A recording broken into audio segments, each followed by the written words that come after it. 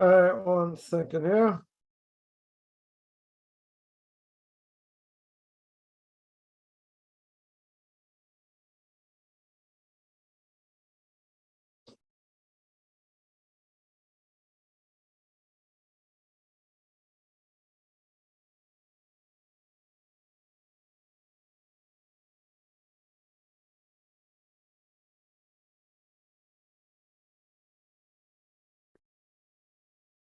All right, welcome everyone, holding by Pirke Avos, Ethics of Our Fathers, as is known. Again, welcome everyone, holding by Pirke Avos, Ethics of Our Fathers. We are holding by Chapter 2, Mishna 14.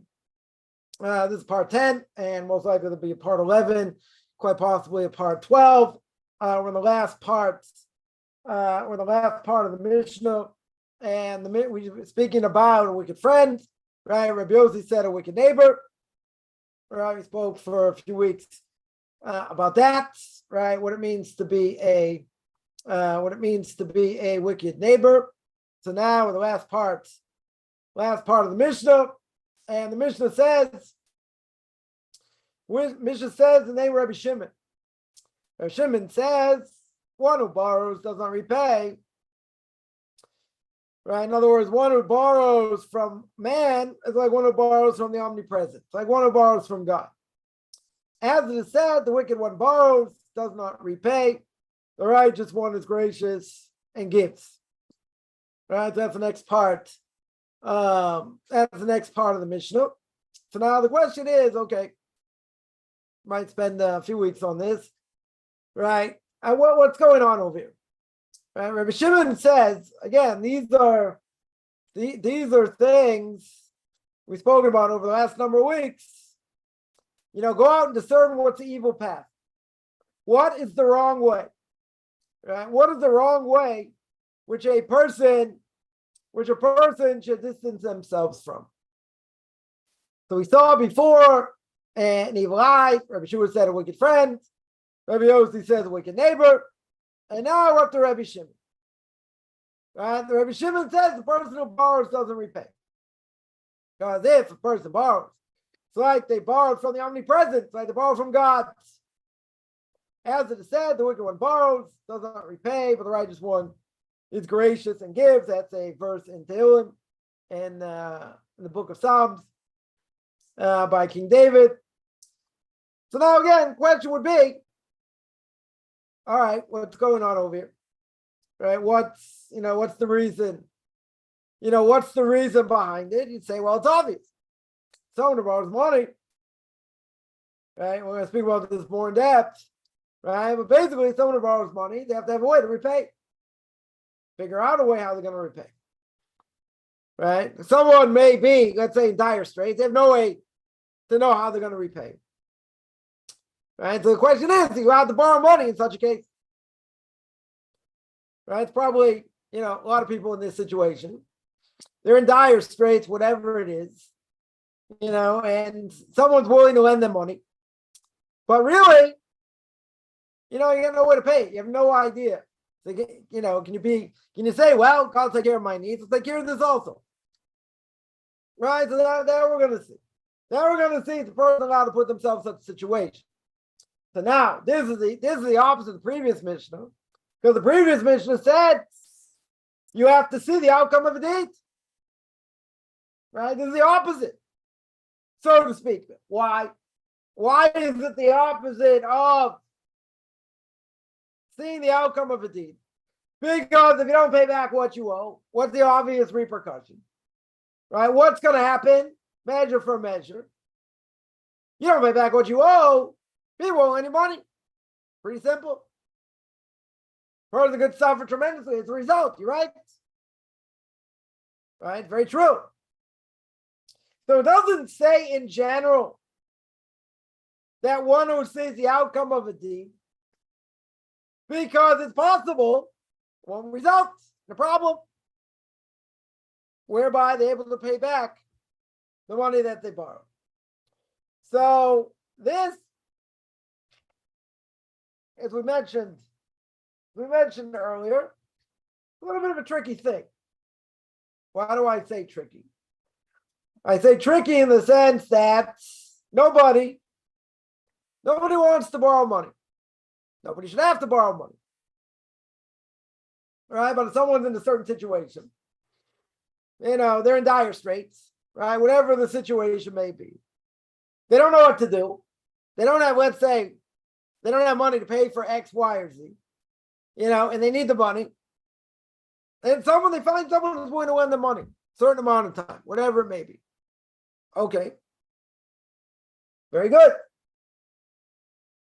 Very good. Person should be in that situation. Okay. Right. For whatever reason, I'm not saying they misappropriated money. I'm not saying they're spendthrift. Right. They're not making ends meet. So it's common sense. So what do people do? Instead of borrowing necessary from people, they'll take money on the credit card. And that's fraught with all kinds of problems. Right? Because credit card companies in general, they charge a ton of money. You don't pay back. You have to pay back a certain amount. Right? Certainly every month, at least the minimum, so you don't get into trouble, but then it compounds. What if you don't pay that? Then you gotta pay more. Then you can pay a lot more in interest. And then you get swamped by credit card debt. That's how it starts. Right? And credit card debt never really ends well. But a lot of people have credit cards. It makes life easier.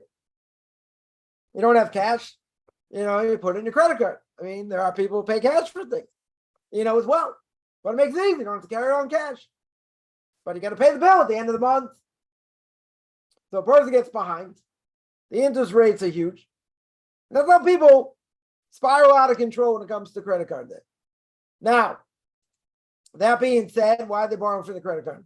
Or are they taking money out that seemingly they don't have? Because they're behind. They got bills to pay. They need to pay the bills. Right? They don't want to get things cut off. Okay. But at the same time, you say, okay, you're borrowing from somewhere. Money has to come from somewhere. Right? It doesn't, it doesn't grow on trees. Some people may think in America money grows on trees. It doesn't grow on trees. But again, we have things, people get debt. Person marries off kids. If you have money set aside, very good. Right? If not, you have to live and pay off a wedding. Right? It's one of the things that Satmar Rav Yoel Teitelbaum, blessed memory, one of Torah giants, the last generation, was head of Satmar community, America. And he said that, people think the greatest miracle, right, in the last century, was the 6-Day War. He says that's not the greatest miracle. Then what's the greatest miracle? He says how ultra-Orthodox Jews marry off their kids in Israel. Or in general. Well, certainly in Israel because people make less money, but okay.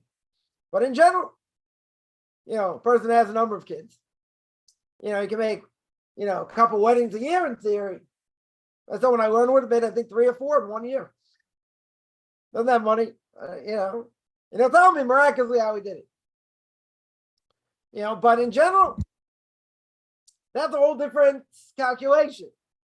One thing, you calculate how much money you need to live, without any, added expenses that we don't necessarily account for, right? People say, always have to have money on the side, right? Why do you have to have money on the side? In case something happens.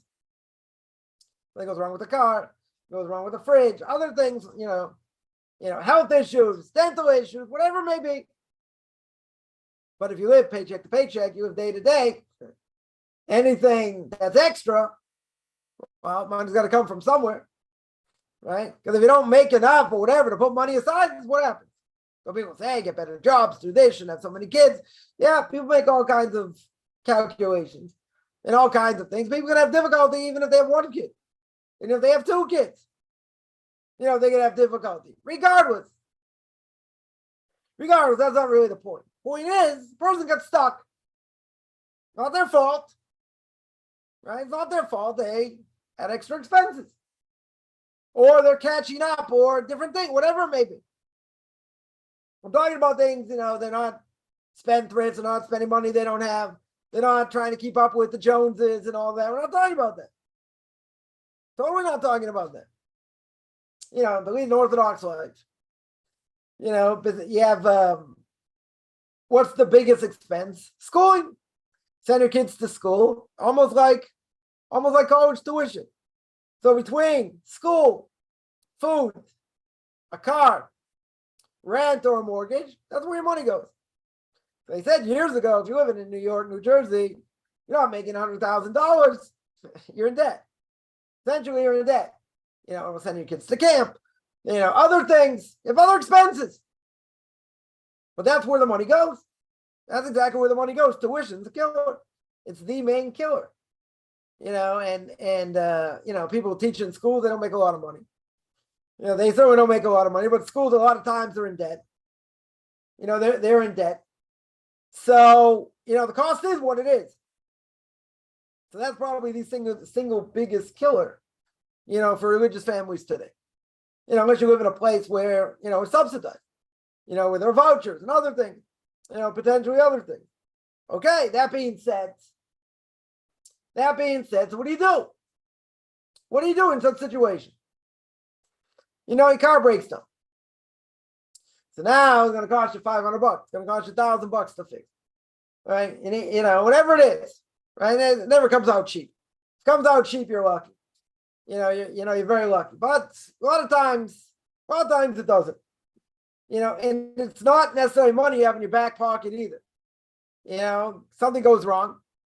And that person needs a car, right? Especially outside of Israel, definitely need a car, to get around. So it's much harder without it, no question. But you can have car expense. You could have a car expense 1 month. You could have, multiple car expenses. You could have, dental issues. You could have other issues that you don't necessarily account for. You're going to say, well, when you make a budget,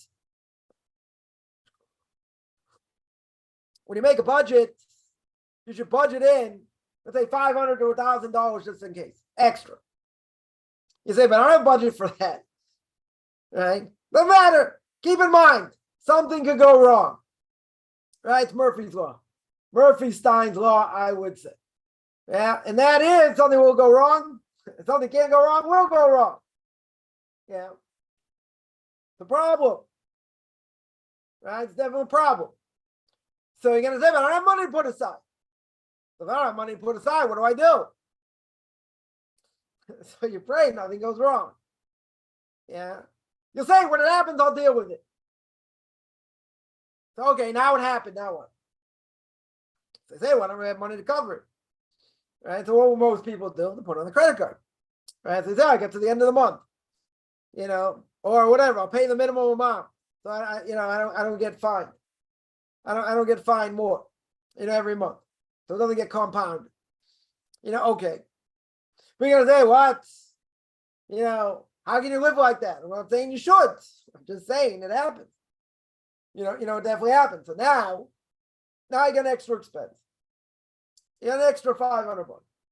Let's say, I'll make it easy. $750 expense you didn't expect. Yeah, so I'm going to go into my savings if I have savings. If I have savings to pay it? No, not necessarily. It's better go into your savings to use it than go, take it off credit card. Sure, that's definitely better. No question. Right? Because you don't want to get credit card debt. Credit card debt kills everybody. Kills everybody except the credit cards. Yeah, they're the ones making all the money. Or if you can't pay it, then they get agencies go after you. Whatever the case is, most people probably understand, probably been through it at some point in their lives. In general, if you haven't been, so good for you, right? So, certainly better not to be, no question. But again, it's an expense you didn't have. Very good. It's an expense I didn't have. I wasn't expecting. Maybe just say I should expect the unexpected. Okay, but, you live day to day. We live every day. So this wasn't expected. Very good. Now what? Where's the money coming from? Person made less money, let's say 1 month. Yeah, different expenses, whatever they may be. And they put off certain things. Let's say they put off electric. Really, now you get a final notice. Final notice means you got like 2 days, maybe 1 day to pay it. Otherwise, they're going to cut you off. So now what? So let's say you maxed out your credit card. Say, okay, I'll put on my credit card. Right? At least I'll push that off. Okay? Person can do that. if they're able to. So now what happens? You're still going to pay it back. It's not free money, but at least, you put out a fire. It's like you put out a forest fire with a squirt gun. Okay, so you took care of it very good. You have a little bit of menuchas and nefesh. You can relax. The bill was paid, but you have to pay it. Eventually, you have to pay the credit card. Now, what happens? You have multiple things happen, that you need extra money for. So now, let's say you maxed out. You maxed out your credit card. Can't put it on your credit card. You're gonna say it's the last resort, but okay, you have no choice. What are you gonna do? So you max them out. You max them out. You can't do it. You can't pay it now. Now it could be something you're gonna get cut off, whether it's electric bill, water bill, whatever, maybe even rent or mortgage, but it has to be paid. You got 2 days, you got 3 days, whatever it is to pay it. Yeah, you're gonna pray like no tomorrow. That's true, but practically speaking, it's got to get done. And if you don't get it done, you're in trouble. In different ways. Now, so now, what are your options? The first option, taken away. I shouldn't say it's the first option, but first option is person put on the credit card. Okay. See, if you don't have money in the bank, put on a debit card, won't help.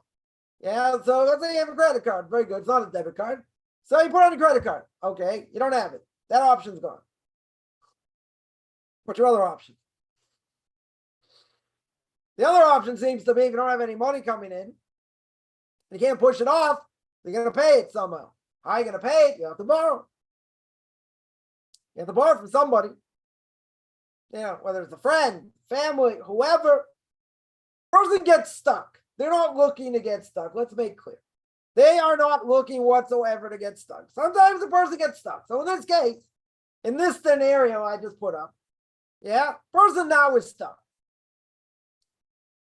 They can't get a cash advance from their job. Let's say. They'll say, can you pay me a little bit early, this, that? No. So let's say that's not the case.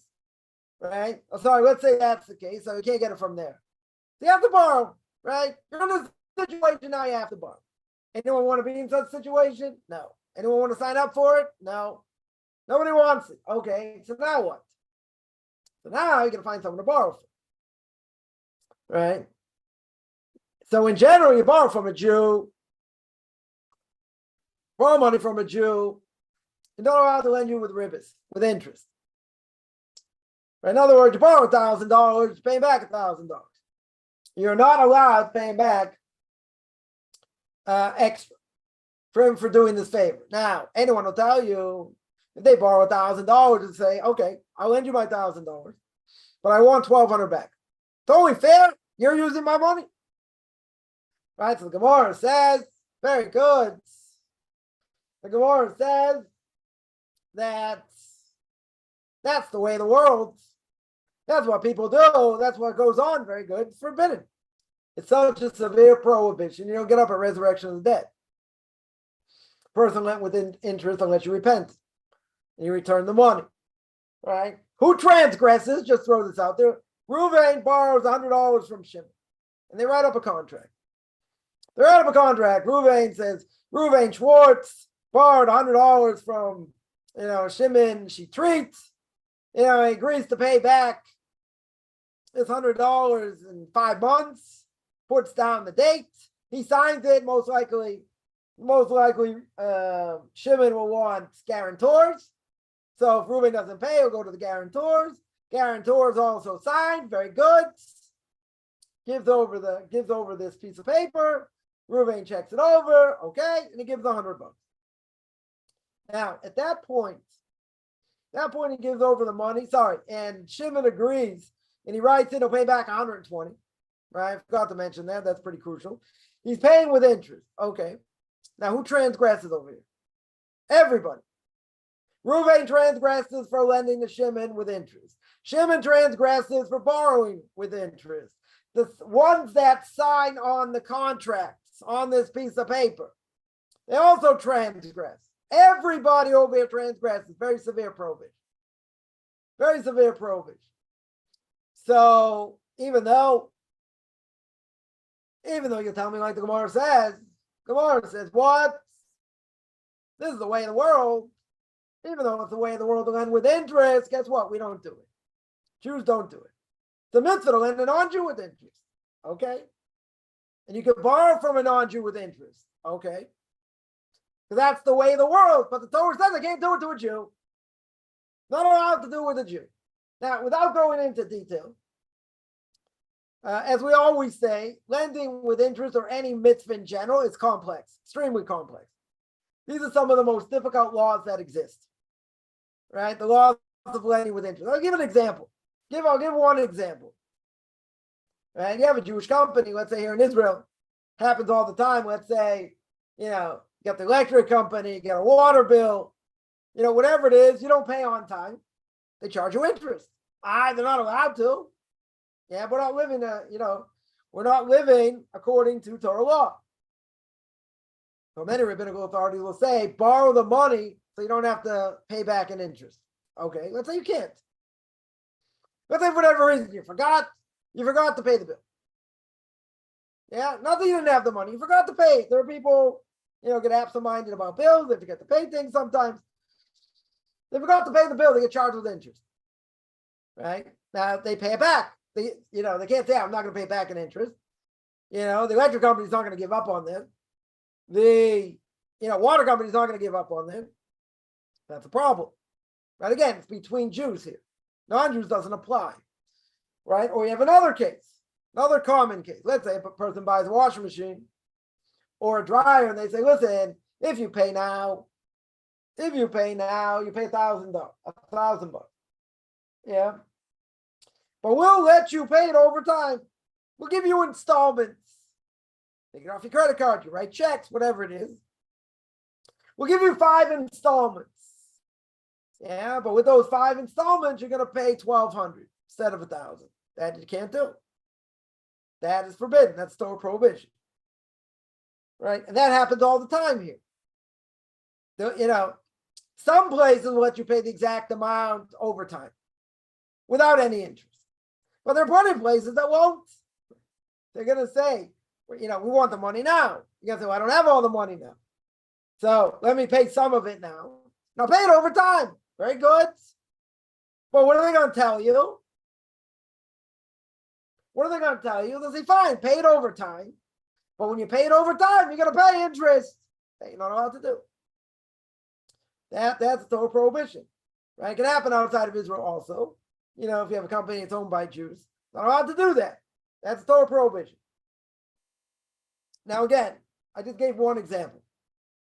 These laws are extremely complex. More complex than most laws in the Torah. Yeah.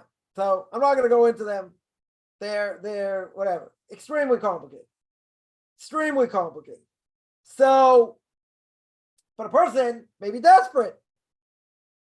I wouldn't recommend this either. A person gets really desperate. They got no one to borrow from. What could they do? Which I would never recommend. What could they do? Go to the mafia. Now, mafia's got money. So you go to them to borrow money. They'll say, fine, we'll give you 5,000. You owe us 8,000. You owe us 8,000. Yeah, because we're willing to give you this money. Very good. They don't ask for witnesses, nothing else. They want you to pay it back. If you don't pay it back, you're in trouble. You're in serious trouble. I know someone used to come collecting, for himself, got into trouble. He got into trouble and he got in trouble with the mafia.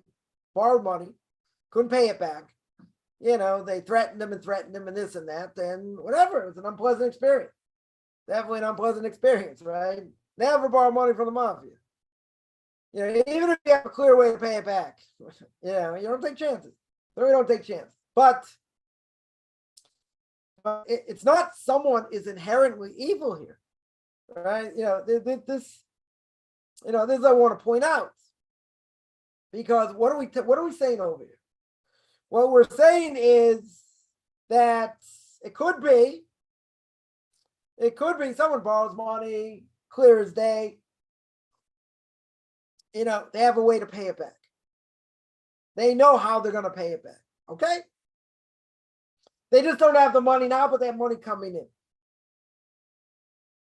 So the person be allowed to borrow, knowing they have money coming in. What if they know they have money coming in, they're just not sure when? Or let's say they make a mistake in the calculation, how much it is. Or even better, let's say they know how much money's coming in, all of a sudden another expense comes up right before that. That money gets used up. So they had a way. They had a way to pay it back. It was pretty clear they had a way. But they got messed up. Not necessarily their own fault. Something else came up that money went to. They should have been more careful. True.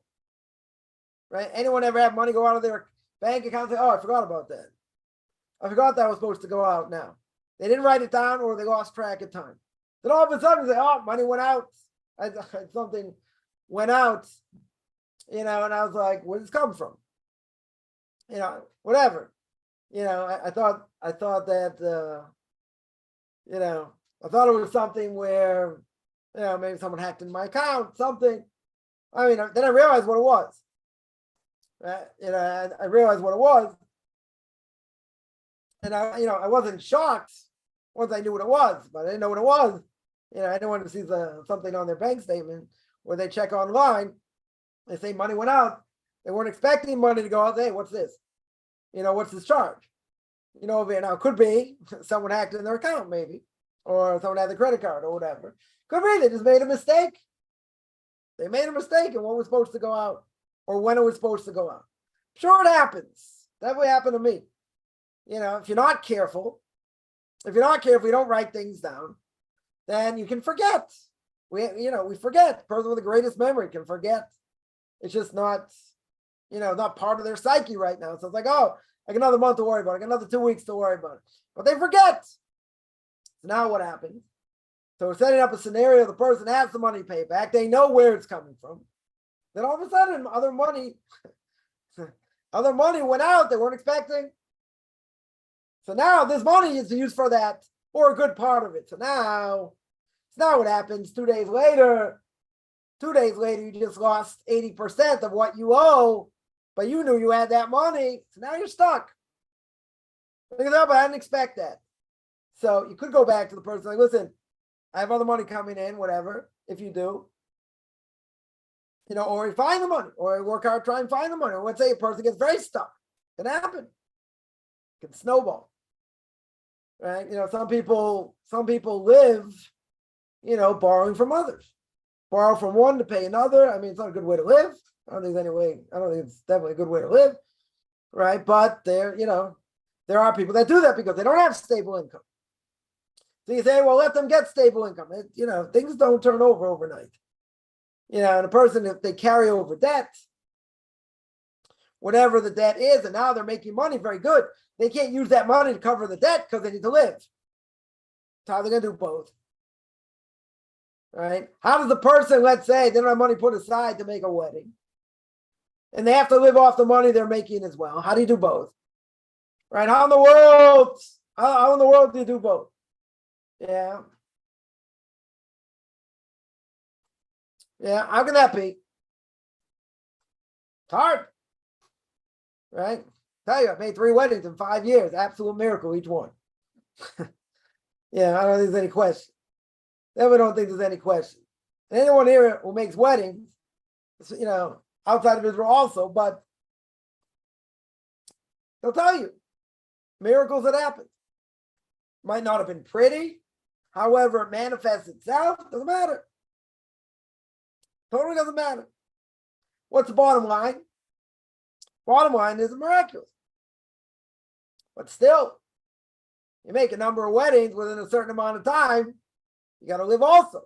So good, if you put money aside, you got money aside for weddings, okay. Right? There are people who make enough money, very good. So they put money aside. What if you don't have, what do they say? When you're younger, that's when you do it. You put money aside. Right? Every month, doesn't matter, you put a certain amount aside. That's what you should do. If you're able to do it. You can't do it, you can't do it. Right? Also, you put money aside, you buy a piece of property to live in when you're younger, because what happens? When you're older, first of all, prices go up. That's just the way of the world. Right? Prices go up. And then you got other expenses. You can't put money aside to buy a house or to buy an apartment. It's impossible to do, right? So let's say you had it, you lost it, and now you want to try and put money aside. Very good, but the expenses got greater. Your family grew. They ate more. There's different things. Now you're not putting so much money aside, per se. So it's going to be much harder. Much, much harder. No question. If that's the case, what do you do? And what's the answer? What's the sad answer? You rent. That's what you do. You're tell me, person rents, you're flushing money down the toilet because you don't own. You're right. 100%. What's your choice? So say find people that can help you with the down payment. Okay. And what if you can't? Or what if you don't have enough? So what do? You're stuck. Not a good position to be in, but that's what it is. Not only that, you have no stability. You have no idea. Maybe the owner's going to want to sell, or he just decides, someone else is going to live there. The relative's going to live there. So, a person gets booted out, whatever the case is.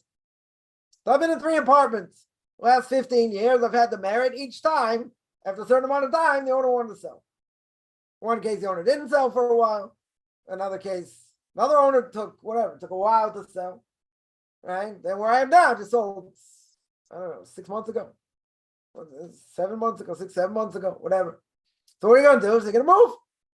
Eventually, again, another year, give or take. But, at the same time, what are you going to do? It's out of your hands. You're going to say, I'm doing the best I can. Okay, and it is what it is. Is it aggravating? Sure. Does the person have less stability because of it? Sure. No question. Right? Everyone, who doesn't want to be in their own house? Who does not want to be subjected to a landlord? Everybody. Right? Everybody sign up for that. Who wants that? Nobody wants it. Absolutely nobody wants it. But sometimes that's reality. And what could be more aggravating, you can have people around you that can help. They don't want to. Okay. It's their choice. Definitely their choice. They'll say, well, it must be frustrating. It must be like, it's like adding salt to the wound. Yeah. Okay. What are you going to do? Is that the best way to live? No, not at all. Not at all. But everyone has everyone has their own thing they have to work on. Yeah. So over here, how lavai it should be if a person borrows money, they know exactly how they're going to pay it back. Now, they can have all the greatest intentions. They can check out this, check out that. Let's say they know 100% where it's coming from. Very good. Could that get messed up? Could. 100% it could get messed up. Why? As we mentioned, there are expenses the person forgot about or something happened. Imagine a week before. A week before they got to pay this money back. What happens? They get a whole bunch of expenses unexpected. Totally unexpected. Is it their fault? It's not their fault. Did they have the ability? Did they have the ability to pay it back at that time? Sure. Right? We'll make it easy. They knew how they were going to pay it back. Now, all of a sudden, a lot of that money gets eaten up because of these other expenses. So you're going to say, the person will say, okay, you have to pay this money back. So you have to pay the money back. Put money aside. Don't touch it. Yeah. I'd love to say that's easier said than done. If you have the money, then you don't have to borrow. But if you had to borrow, okay. Right? So put a certain amount of money, aside so at least you have it. But let's say you don't. Let's say it's coming a week before. It's coming a week before the time you have the money. You owe the money. Now this money's coming in. So a number of things could happen. One is you had a lot of expenses at the same time. You didn't expect. Or let's say you didn't, but the money didn't come in when it was supposed. That ever happen? Happens. Things can get messed up. Not necessarily your fault. right? I guess I should say you should expect the unexpected, right? But this was guaranteed. This we're making it very easy. Guaranteed. No, there should be no screw ups here. 100% guaranteed. What happens? Got delayed. Why did it get delayed? I'll tell you why. Because God didn't want you to have it now. For whatever reason. Wanted to make you sweat a little bit more. Could be. So it didn't come in. Now what? Now what? Now if the person, now you see a person's going to be late. And the person, person trusts you. They say, okay. I'll give you a few more weeks or whatever. They may not feel good about it, but okay. Now, if they're desperate for the money, you have to see. If a person's desperate for the money, then you got to find, try and find it the best of your ability. Even if you're stuck now, then you have to borrow from someone else and then say, okay, I'll pay you back when this happens, right? It's a bad cycle to be in. It's a bad cycle to be in. But at the outset, if a person borrows, they feel they have no choice, right? We're talking about a case you have no choice. You have no choice. You borrow the money, right? But you have one scenario is you have a plan how it's going to get paid back. You have a plan. Now, can that plan go awry? Yes. Can it get messed up? Yes. But you have a plan, a solid plan. All things being equal, this money should come in, that should carry that, and that's it. And forget about anything else where it's going to go. That's where it needs to go, okay? But what can happen, as we said, what about the unexpected? You don't necessarily expect the unexpected. But when the unexpected comes, what do you have to do? So when the unexpected comes, you got to work out another plan. You got to go to plan B. So you got to think in the back of your mind, okay, right? This is plan A. This is plan A. And what happened if plan A doesn't work? I say, I got to go to plan B. What's plan B? You got to make a plan B. What happens if you get stuck? What happens if there are other expenses? Right now, could be, the person says, yeah, I'll give you more time, not a problem. Don't worry. Okay, so person may lock out. Person can say, no, I need the money back. You said this amount of time, right? Pay it back. Now, a person could this thing could snowball. It could snowball without a person's intention of being evil here. They have no evil intention. They want to pay it back. They have no interest in not paying it back. No pun intended. Yeah. What does the Mishna here say? It says, a wicked one borrows, does not repay, but the righteous one is gracious and gives. Yeah, because again, it's like you borrow from God. Okay, let's go back. A person who borrows and does not repay. Yeah, he's considered wicked. Now, the question is, when is he considered wicked? Is he considered wicked at the time he doesn't pay? Let's say the person gives him more time. He still doesn't pay, but eventually he pays. Yeah, let's say eventually they pay. Okay, so he should have paid it on time. He didn't. Things happened. Whatever it is. So according to the Mishna, it says, wicked one borrows, does not repay. Now, what does that mean exactly? Whatever he pays it sometime later, just didn't pay it now. If somebody looks the other way and say, don't worry about it, it's fine, you get as much time as you need, okay? Still should pay it back whenever you can. Right? But does that mean if a person pay it back exactly when they should, forget about anything else that happened, and let's say the person's under tremendous onus, wasn't his fault or her fault, are they guilty? Are they wicked now or not? The other person says, don't worry about it. Okay. But here we're talking about where they never pay it back. If they never pay it back, that I hear. I'm not saying you should wait as long as it takes. You should wait years to pay it back. You should pay it back when you can pay it back. The person says, listen, I need it now. Just get it to me. I don't care. Just get it to me or whatever. So then, yeah, person should work overtime to get the money. True. But here we're talking, again, I'm not going to nitpick here. Here, the Mishnah says, person is wicked if you don't repay. So we're going to learn over here, it means you never repay. Now they don't repay it on time. Repay it on time is another issue. Yeah. You could tell me you don't repay it the right time. I don't care what happens. You got to pay it back. You're wicked. You're considered wicked. There's an onus, this, that. Could learn it that way. But onus is the big thing. Things you didn't expect. That's not where you're posheya, where you had intention to mislead the other person. You said, yeah, I'll get it back to you, and this is how long it's going to take, and this and that. You didn't have any intention to say, I'm never going to pay it back. We're going to pay back, 8 months later. Person doesn't have that intention. If they have that intention, yeah, they're wicked straight away. 100%. So now the question comes up. Okay. If a person borrows money, you got to be careful. Sure, you have to be careful. You have to make sure you have a way to pay it back. Now, you may think, I have a way to pay it back. What can happen? Things prevented for different reasons.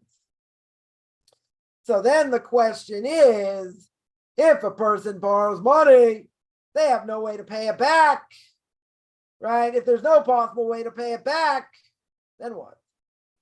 Are they allowed to borrow money? Right? Typically, that would be forbidden because you have no way to pay it back, right? Now, as a sad zchus, give a merit to people that do this, and they have no idea how they're going to pay it back. So really, we'll tell you, the halacha is you can't borrow money. You have no way to pay it back. You're going to say, God will take care of it. If God would have taken care of it, you wouldn't have to borrow money. Yeah, can you rely on God in such a case? And say, God, okay, I'm in this situation. I've nothing, nowhere else to turn. Right? You're seemingly not helping me here, or you're preventing me, whatever. So I have to borrow money. What am I going to do? I have to borrow. But at the same time, you have no idea how you're going to pay it back. People do this. I'm not necessarily saying 100% it's right. But people do it. Yeah. So I'll say like this. Keep in mind, just because people do things, they may be Orthodox Jews, they are not, they shouldn't do it. So, I read an article a few days ago. Someone wrote an article about investing. And a lot of times, Orthodox Jews, will rely on other Orthodox Jews, either because they're friends with them, they're related to them, etc. And the person, tells them, yes, it's a great deal. You only have to invest a certain amount, blah, blah, blah. Then what happens? They get burned. Now, the number of reasons the person can get burned. They get burned because they didn't check out the deal. They just relied on the person, but they didn't check out the details of the deal or have someone else check it out, so to speak. A person investing a lot of money or a significant amount of money, you want to check out the person. Well, someone, I heard someone say, well, person really prays with a lot of fear of heaven. Well, that doesn't mean you can invest money with them. You might trust them in other things. Okay, but a lot of times in the Orthodox community, a lot of things are, that people rely on someone else, because they're an Orthodox Jew. Now, you're going to say, well, how can they do that? You don't know what the person is. So I'll tell you, a lot of times, you'll be in an Orthodox Jewish community. Let's say a person needs a ride. You're waiting for a certain place. Someone picks you up. You don't know who the person is. If you know the person is, very good. You're going to say, how could you hitch? So in Israel, people hitch all the time. They hitch all the time. Yeah. Could a person get misled and something happen? It could. But normally, if you see an Orthodox Jew, or at least they're dressed like an Orthodox Jew, they'll pick you up. I'm not saying everybody all the time. Well, a couple of weeks ago, I'll give an example. A couple of weeks ago, I was up north, and people in this community were going to a wedding. So they had a van drive them. So I hopped on in the van. Now, I wasn't going exactly where I needed to go, right? But they dropped me outside Jerusalem about, I would say, 20 minutes, 25 minutes outside Jerusalem, right? On this, whatever, very long road. So I said, okay, there's a bus stop there. There are buses coming. I don't know how frequent, but there are buses coming to take you to Jerusalem. Now, I could have got a tramp somewhere else, taking my normal schedule, but I figured this will be quicker. So then that's okay. How often the bus is going to come by? There are a whole number of buses come by that should be coming by, going straight to where I need to go. Okay.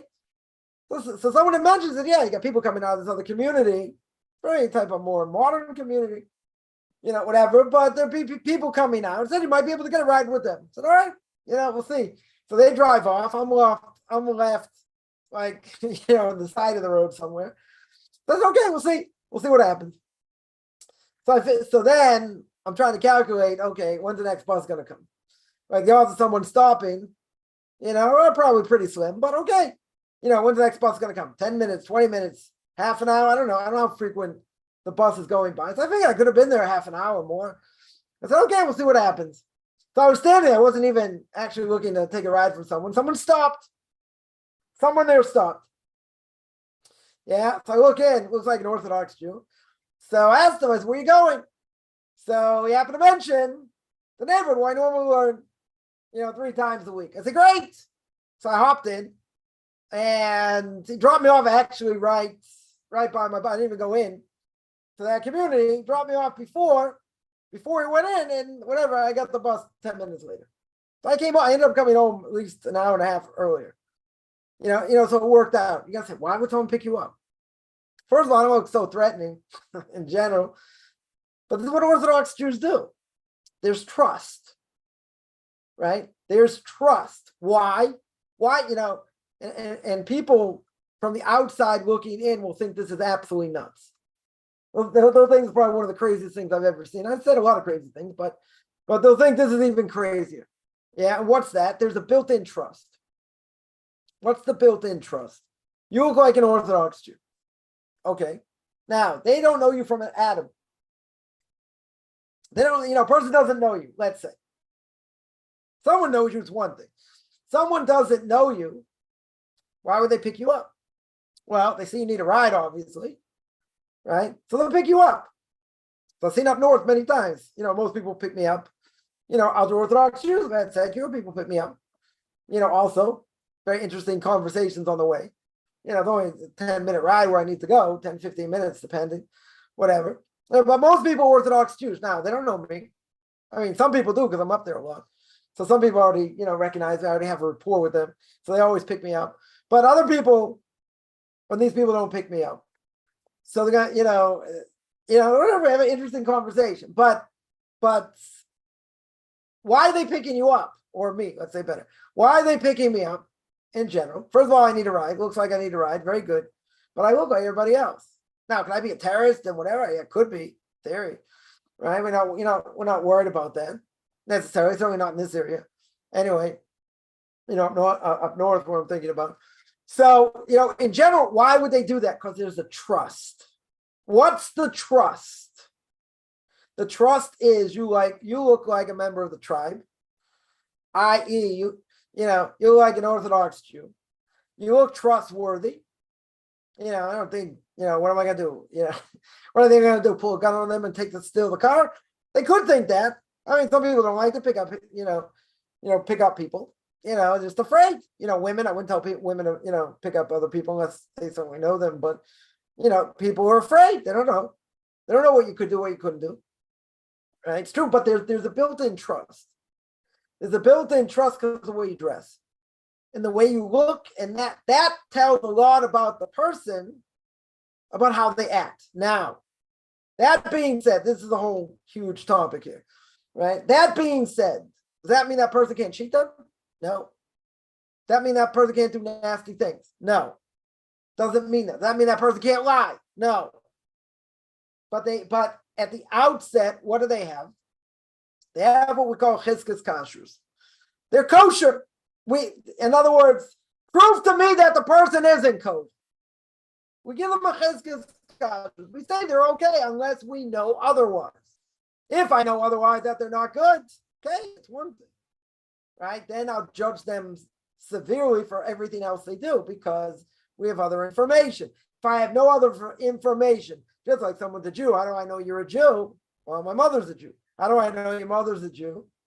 Because there's no reason to think she's not.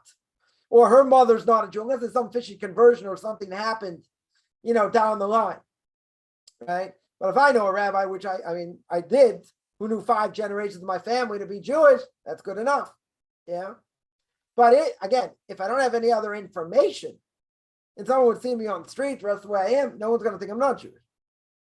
They're going to say, oh, but they don't know you. They don't know your fit. Doesn't matter.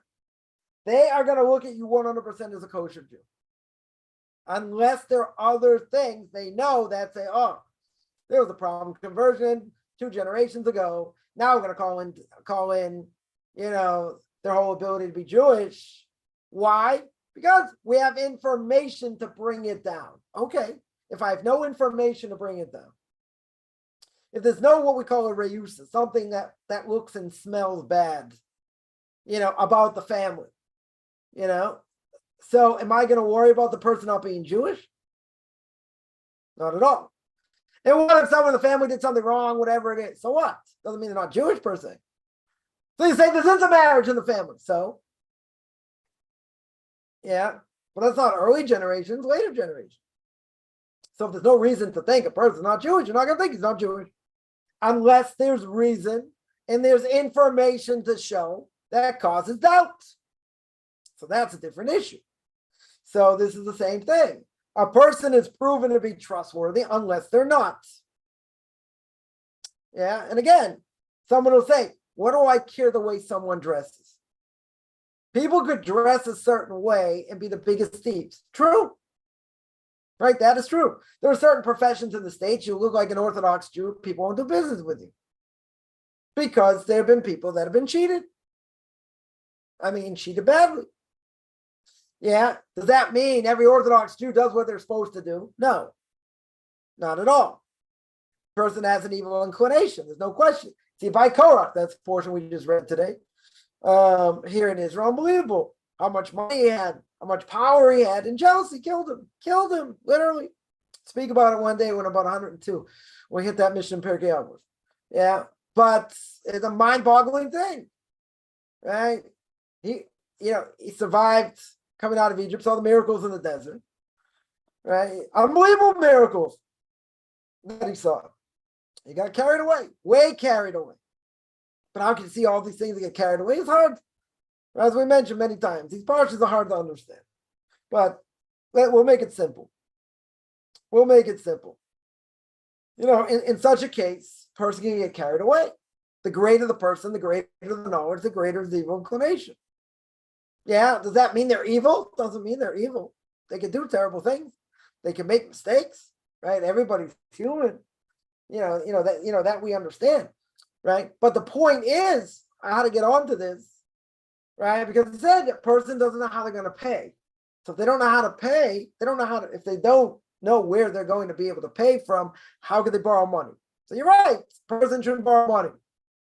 They don't know how to pay. They don't know where they're going to get the money from. Okay, now, person had all the right intention. They have the money to pay. And then something else happened. Or a bunch of things happens. Yeah, it's going to make the person look bad for sure. Right? Because what do we say before? What's going to be the end result? You don't pay it back, they're never going to lend you money. They have to cause you worse problems. When a person, God forbids, in dire straits again. Okay. But who says just because they didn't pay when they're supposed to pay makes them evil? I understand it's not a good thing. Let's say, again, the scenario is they're under onus. It's not their fault. They had a way to pay. Maybe they had 2 ways to pay, 8 ways to pay, who knows? Maybe they had a whole bunch of ways to pay. And what happened? They get stuck. Can happen. So the person looks the other way and says, fine, I'll give you more time. No big deal. After a certain point, they're going to say, listen, I need the money, pay it back. Figure out how you're going to get the money back. Right? Now, this thing could snowball. So I could look at this mission in a few different ways. I could look at it and say, well, one who borrows does not repay. Yeah. Now, does that mean never repays? Never, right? He's never going to repay it, or she's never going to repay it, or just that they didn't pay it on time, but they eventually paid it. Yeah. If you want to tell me they're supposed to pay it on time, I agree. Everyone would agree. You borrowed for a certain amount of time, you got to pay it back. Unless they cut you some slack. Very good. Then you're not called wicked then.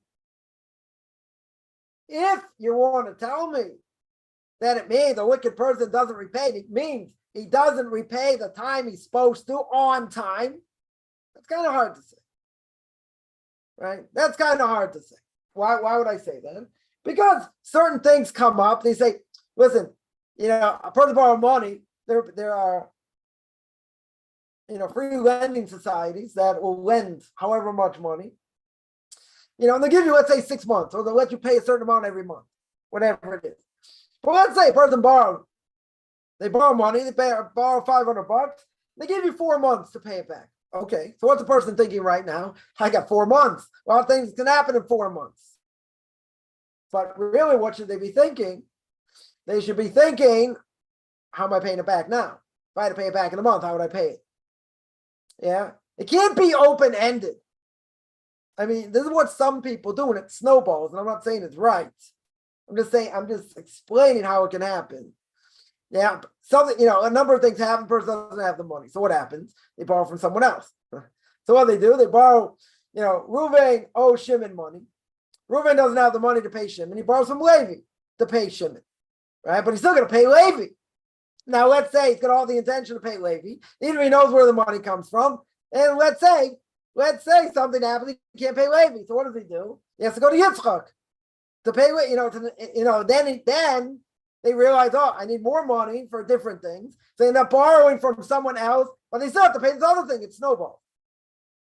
And some people, kind of enjoy this game, right? Anyone's been in it, it's not a good game to be in. Some people actually thrive on this adrenaline. Say, okay, I borrowed this money for whatever reason. So now, instead of making the money back or whatever, so now they have to borrow to pay that money back, and they have to borrow other money to live. And it just snowballs, one thing after another. Is that a good way to live? No. Can a person get caught up in it? Yeah. Does it mean that they're evil? Doesn't mean they're evil. If you're going to tell me they need to pay back straight away, that makes them evil. Okay, but what happens to the person under onus? And it's a serious onus. So you say onus monopatre. Onus, the Torah says you're exempt. You got to pay the money back. Everyone agrees. But you're under onus. It's not your fault, per se. You're going to say you should have been more careful. You should never borrow the money. You're right. Never should have borrowed the money. But they get absolutely stuck. They felt they had no choice. That's how credit card debt starts. Exactly how it starts. Yeah. So the point is, you'll tell me a person's over prohibition. If they borrow, they don't know where the money's coming from to pay it back. Okay. Person should never do such a thing. You have to have a plan. 100%. And I've heard people say this, tell other people, do you have a plan? Now, a person could lie and say, sure, I got a plan. They have money coming in, so they'll use that money, whatever. They have a sort of a plan. You have to have a plan how it's going to get paid back. And you got to think of scenarios where what happens if you didn't have the money? Or either the money came in or you had to use it for other things, right? So that you got to be very careful. Right now, in order to judge these people favorably, they're not evil, but in order to judge them favorably, we can say a person may feel they had no choice to borrow the money. A bunch of things came crashing in, at the same time or whatever it is. And now they have no choice. They have to pay this person or whatever it is. And now they get desperate. They get desperate, so they borrow money. Wherever they get it from, they borrow money. The problem is, they have no way how to pay it back. Doesn't mean they don't have money coming in, but they have no way. They have no way right now how to pay it. So what do? You're going to say they shouldn't get in the position in the first place. Okay. And wishful thinking doesn't always work. Person got themselves in a certain situation. Very good. So what are they supposed to do? Someone's now breathing down their throat. Say, listen, I need this money now. I'm giving you a few more days. And then this, that, and the other thing. So then a person's going to feel the pressure. Okay, now Now you got to do whatever you need to do. Okay. Yeah, but a person can get stuck. That's all I'm pointing out. It doesn't mean the person's evil. They should pay it back. They should pay it back on time. 100% true. 100% true. But if not, and they pay it later, if the person agrees, as we said before, okay, person agrees. They let it go. If they don't let it go, they say, listen, I want the money now no matter what. The person has to do whatever they can. If they have to borrow again, pay that person back. Yeah. It doesn't necessarily make a person wicked at that point. It's very hard to say if you don't pay straight away, you're wicked. Others will say that's what it means. That when you have to pay it on time, you pay it on time, no matter what happens. Yeah. So some people get stuck. It can happen. Others would say, if you never pay it back, that's what it sounds like. It says the wicked one borrows, does not repay. Doesn't say repay on time. Right? I think this is a simple way to answer, to explain. It doesn't say never that he has to pay it back on time. Should that person borrow money, should pay it back when he has to pay it back. Very good. That's what they have to do. Okay. But it says they do not repay. What does that sound like? They don't ever repay. If they don't ever repay, I get it. They owe the money. Right? Credit card, that's a good example. All right, here's the question. I'll deal with it shortly. Credit card debt. What happens? Person got caught up with owes money on a credit card. Can't pay it. Right? Can't pay it, then and got a number of credit cards, whatever it is. So now what happens? You have enough credit card debt, can't pay it back. Can't pay it back. So now, what do? Bank gives you, whatever, the credit card company gives you a certain amount of time. You don't pay it back. So what are they going to do? They're going to have they'll get a company to do it. They go to some agency to do it, to try and get money out of you. Now, certainly in the States, it's statute of limitations. Not every state's the same. So it could be, let's say, certain state, let's say you owe money after 6 years, they can't come after you again. If they do, that's harassment. You could sue them. Yeah, you could sue this company. You get to like 6 years, 5 years, 3 years, depends on the state. I don't think it's uniform according to all the states. I think different states have different time frames. Now, the question is, let's say that statute of limitations is done. 5 years go by. They can't go after you. But you still have that debt. Now, there's an option. You could declare bankruptcy. Then see when you don't have to pay it back. Right? It's a low question. According to Jewish law, a person declares bankruptcy. If they declare bankruptcy, they have to pay back. They have to pay the creditors back. Bankruptcy, according to secular law, all that does is exempt you from paying back. Because you can't pay it back. They can take whatever they can get out of you, but you don't have to pay it back. Right? I mean, it kills your credit, totally destroys your credit for 7 years, whatever it is. Right? Question is, do you still owe the money? So seemingly you still owe the money. Right? According to the law, you don't. So credit card debt be the same thing. Right? Let's say you came into money, now I can pay it back. Who says you have to? Right? If the case is you owe the money anyway, it is a non-Jewish company, even though a Jewish company, let's say. It doesn't matter, Jews or non-Jews. Let's say, Jews are going after you, a certain amount of time they can't go after you, still owe the money. Could be exempt. You can definitely be exempt. Right? You're not obligated. You're not obligated in such a case. Right? It's complex. I just want to point out. It is definitely complex, but I'm giving both sides of the argument.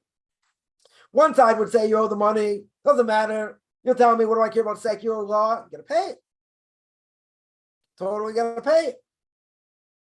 Or you tell me, no, secular law says I'm exempt. I'm exempt. And if I'm exempt according to secular law, I have to pay it. Question is, does Jewish law override that? In this Jewish law, say, even though you're not exempt, you should go back to that company, whatever it is you owe the money to, and go back and pay it or not. That's the question, right? That's the question over it. But again, I'm just pointing out how easy it is to get in trouble. It's very easy to get in trouble. But it doesn't necessarily make you wicked in such a case. Doesn't do that. Right? Totally doesn't do that. Right? Unless you tell me that, and it's going to be hard to say that in the language. Right? The Mishna says one who borrows and does not repay is wicked. Yeah? Because the wicked one borrows and does not repay. What does that mean he doesn't repay? It means he never repays. Not that he didn't pay it on time. Because if you want to tell me it means he should have paid it on time, but the Mishna tell me. Mishna doesn't tell me that. Mishna does not tell me. It says they didn't pay it at all. That I get. That makes sense. Why? Because you had a debt. You never paid it. You got to pay it. At some point, you got to pay it. And if a person dies, God forbid, they didn't pay the debt, could be their sons have, their kids have to pay for it. That debt always exists. You don't want to be called evil in such a case where you never paid it. Paid it on time, you should, 100%. 100% should be paid on time. But here it doesn't say that. It just says you didn't repay it. Now, if the person says, listen, I don't care what happens. I want this $100 back that day. That day, you got to bring it back, Yeah, so now you run into other problems. Right? In other words, let's say, it doesn't matter, the person on their own, whatever the case is. That person said, I want it back now. Just do whatever it takes. Do whatever it takes. I don't care. I need the money now. I need the money then. Yeah. Is that like you never repaid it? Again, I wouldn't go that far. I wouldn't say that's what it means. But now the person's stringent over here and says, I want the money now. Other people may say, no, I'll give you a few more days, give you another month. Take your time. Don't be stressed out about it. Okay. Right? Sometimes they'll do that just to have you save face. But if someone really needs the money, they'll be in your face. I need the money, just pay it. Right? I don't care what you do, pay it. Yeah. So someone had a question here. And that is, according to Masechta Sofrim, chapter 6, Mishna 4, things to mention the three different Sifrei Torah in the temple. Yeah. Academics use this to show that Torah didn't get preserved in the past. I have no idea what that means. What do you mean didn't get preserved? So I'll tell you, three Sefer Torahs, yeah. You have to go according to the majority. Let's say you had three Sefer Torahs, right? So you can check the spelling in each one. Sometimes there might be discrepancies. Is there a hey at the end of the word? Is there an aleph at the end of the word? Is there an ayin at the end of the word? Or in the middle, or whatever, right? So what do? Exodus chapter 25, verse 2. What does it tell me? It says you go after the majority. 23, verse 2. It says you go after the majority. Yeah, so the majority would tell me what? If I have 2 against 1, 2 Torah scrolls say this word ends in hey. One says ends in aleph, I go with the hey. Right? Or vice versa, whatever it may be, as long as it doesn't change the meaning. Over here. So they're going to say, how can there be a discrepancy? So there can be a discrepancy in how to spell. I mean, you're talking about being in exile, more than 2,500 years. So, or more than 2,000 years. Being in exile, could the rabbis and people made mistakes in how to spell certain words in the Torah? Absolutely. I don't think there's any question. Right? Why? Because they got lost. Doesn't mean it's not true. It means people lost. People lost the idea how to spell. So in some Torah scrolls, they spell things one way. Other Torah scrolls, they spell a different way. And that being the case, you go according to the majority. They're adding, subtracting this, that. Mistakes can creep in. How can they creep in? Because again, when you're in exile and everything's thrown in turmoil, things get forgotten. The Gemara brings down cases where there were halachas that were forgotten. How can they forget? How could they forget halachas? They forgot. They're in exile. They weren't learning as strong. Yeah, things get forgotten. That's why they got the Talmud to be written down. Because really it was supposed to be given over orally. But what was the problem? The rabbis saw, right? That's why it's called the oral law. But the rabbis saw destruction of the Second Temple. Everyone's going into exile. They better write it down. Even though really they shouldn't write it down, it should be given over orally. If it was never written down, we never would have had any Torah today. Impossible.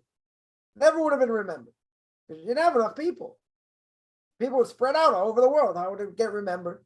Maybe in some places it would get remembered, some places not remembered. So they allowed it to be written down. You're telling me it's supposed to be oral. 100% it's supposed to be oral. So what do you do? What do you do? Right? Total prohibition to write it down. The rabbi said it has to be written down. And even the Torah would agree. Why? Because if you don't write it down, it gets lost. That's what happens. That's exactly what would have happened. Would have got lost. And we see today, even though it's been written down, we see today, in non-religious, non-Orthodox communities, Torah is lost. They just make it up as they go along. I mean, see certain things, you see certain things that, you just can't make them up. And I know of a case, there's a child, 12, almost 13, it was a boy. So not the bar mitzvah. I don't know, I'm calling to the Torah, I know exactly what they're doing. Whatever the case is, they're going to give him a Hebrew name now. Like, make a whole big thing.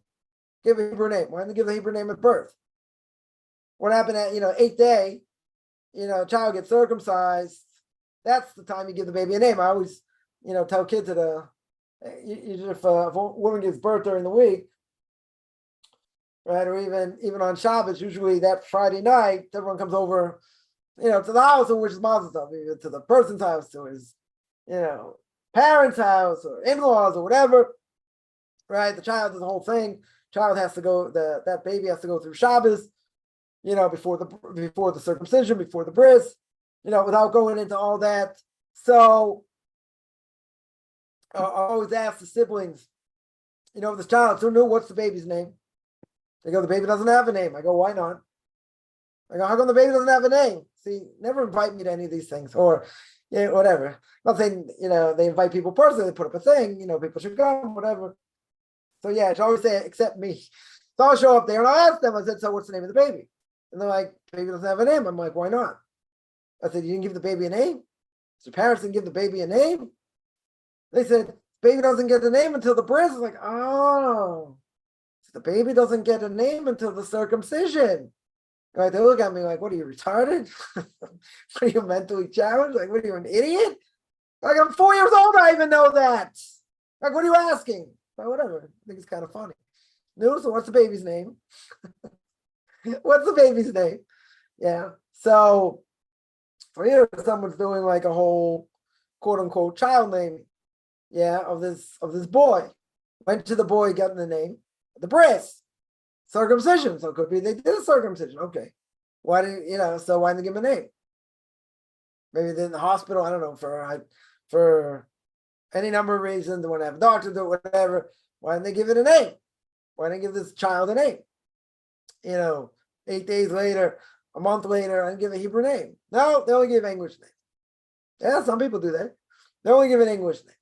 Most people give a Hebrew name also, usually, right? Depending if they're affiliated with the synagogue, not affiliated with the synagogue, right? Whatever the case is. So gonna make a whole big thing, and this person's naming. It sounds kind of silly, no? I would think it sounds kind of silly. For that reason. It's just should have already been done. What are you making a whole big ceremony about it? Should have already done by the bris. By the circumcision, people do what they want, right? People do what they want. Right? The other funny thing is, this girl I don't think is of age yet, or maybe of age. Yeah, it's not her bat mitzvah per se. But they're gonna read Torah. Sounds like they're gonna read Torah. So then at least I hope they read Torah when you're supposed to, right? It's Kriya of Ezra. When is the Torah read during the week? Monday, Thursday, and Shabbos. Right? That Torah, you shouldn't go you shouldn't go more than 2 days without hearing Torah. Right? So in synagogue, they read the Torah twice. They read they read on Monday, they read on Thursday, and unless it's a Rosh Chodesh, which got a new month coming up this week, or a fast day, or a holiday, whatever, during the week, you read Torah during the week, even not on Monday and Thursday. Very good. But in general, there are no holidays, no fast days. It's not the new month. Yeah. So the decree of Ezra is you read Monday, Thursday. You read Monday, Thursday. Right? So someone will say, but why, how can they read on Tuesday? How can they read on Wednesday if it's not a holiday or a fast day or any of these things? Because they do what they want. Right? I shouldn't even think otherwise. Right?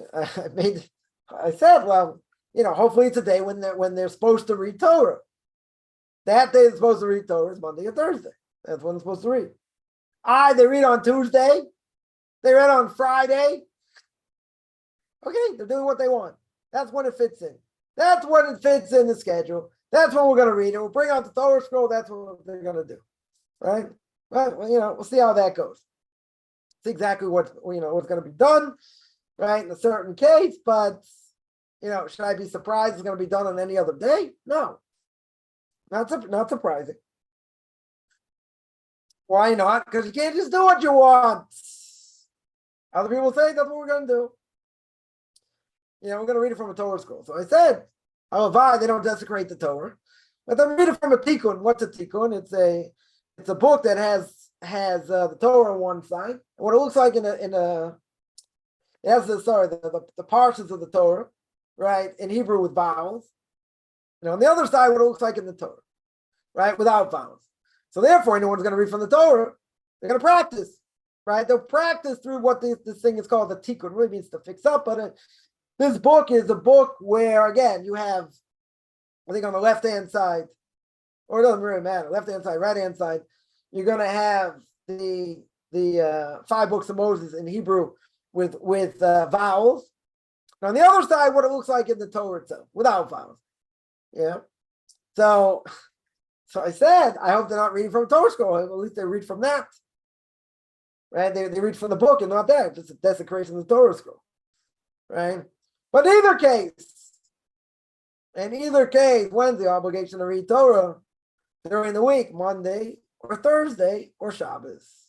Unless it's a festival, unless it's a holiday, unless it's a fast day, it's Rosh Chodesh, the new month. That's it.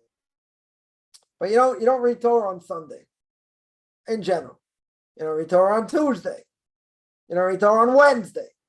You don't read Torah on Friday. The whole point of the Gezer, of the decree of Ezra, was that you don't go 2 days without hearing words of Torah, i.e. the 5 books.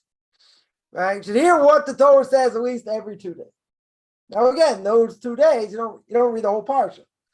Right? You split up the first, we call the first aliyah, the first person gets called up, right? At least on Shabbos, you split that up into 3, right? Into 3 people. A Kohen goes first, a Levite goes second, Yisrael goes third, right? That's during the week, no holidays, no new month, no nothing. Right? That's how it's done. That's how it is, split up. But I want to read it on. I want to read it on Sunday. Okay. I want to read it on Tuesday. Don't make it up as you go along. So hopefully it won't be in the Torah scroll. Right? Use this a different time when actually this thing happens, and right, I'll say how it went. But that's only because people do what they want to do. The Torahs we mentioned many times, it's not done how we want and what we think. Nobody cares what we think. It's all about what I need to do and how the rabbis tell me. Right? Now the rabbis tell me,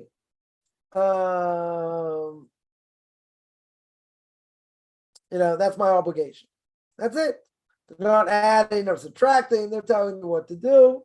Right? They're preserving the Torah, as we mentioned many times. I have an obligation, it says in the book of Deuteronomy, chapter 17, to listen to them. To listen to the Kohanim, the Levites in every generation, and they in every generation, whatever they say, left is right is left. I got an obligation to listen to them, and if I don't listen to them, I'm liable for death penalty. So who are the Kohanim and the Levites in every generation? Those are the rabbis. Right? It's like an obligation to listen to them, whatever they say. Right? And whatever decrees that were made. So you have a decree from Ezra. Ezra makes a decree. You can only hear the Torah. You have an obligation to hear the Torah every 2 days. Right? Monday, Thursday. You can't have 2 days without Torah. So Monday, Thursday, Shabbos. And Shabbos read the whole portion. Some people want to do other things. Some people want to make it up as they go along. Okay. We mentioned it many times. Making it up as you go along is not Torah. Right? That is not what it is. That exactly is not what it is. Right? And a person wants to do that. I can tell you, you will disappear as a fossil. Right? That's telling someone earlier today. As I always say, if you look like me, you'll survive spiritually. If you don't look like me, you'll disappear. You'll totally disappear. Torah needs to be kept the right way. It has to be preserved the right way. If not, then it's a hodgepodge. People do whatever they want. And when they do whatever they want, even if I would agree, which I don't, but even if I would agree and say, not a problem, let people do what they want, let me see it works. And if it doesn't work, it's irrelevant, right? 100%. 100% irrelevant. Because essentially it doesn't work. So if it doesn't, I would say if it doesn't work, then you got to figure out a system that's going to work and you're going to pass it down to this generation. That's it. That's what you got to do. Right? Otherwise seemingly irrelevant. And someone will say, oh, I did this and I did that and I did the other. Okay. You want me to say it's good? No. Definitely not going to say it's good. That's what you want to do. Okay. Is that going to preserve it? Is that going to, give something to your child? It's going to be everlasting. They're going to want to pass it down to the next generation. I don't think so. Doesn't make sense to me. That's the case. But people say, I want to do what I want. Okay. You want to back me in a corner and say, you have to say it's okay? I'm not going to say it's okay. You do what you want. Yeah. People can do whatever they want. You want approval? No. Right? Certain things you can't approve. Certain things you can't say, all right. As we mentioned many times. Yeah. So I guess I'll take any other questions. See if there are any other questions here.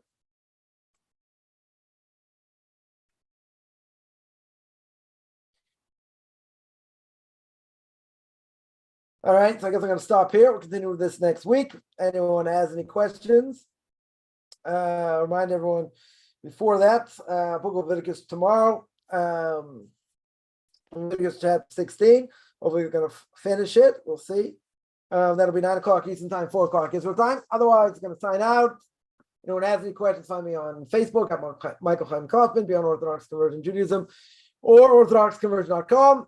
Or Beyond Orthodox Conversion to Judaism on YouTube. There I have videos on the Torah portion of the week, Q&As, ethics of our fathers, controversial issues. Or you can send me an email, rabbichaimkaufman@gmail.com, RBBICHAIMCOFFMAN @gmail.com. Wishing everyone a good beginning of the day, middle of the day, or end of the day, depending.